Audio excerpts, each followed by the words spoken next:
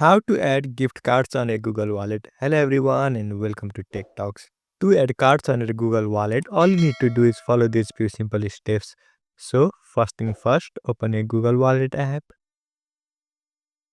Now here on bottom right hand side of your screen, you will find this plus icon. So tap on it.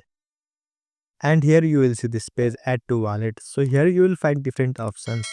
You can add a card for Google Play, you can add a transfer pass, you can add a loyalty card, gift card, or anything else like gym membership or film tickets or anything else. So select whatever you want to add. Here let me add a gift card. And once you tap on it, you simply have to select what card you want to add.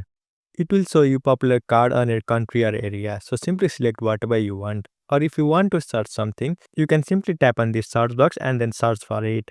Here let me search for JB Hi-Fi. And once you find a card, tap on it.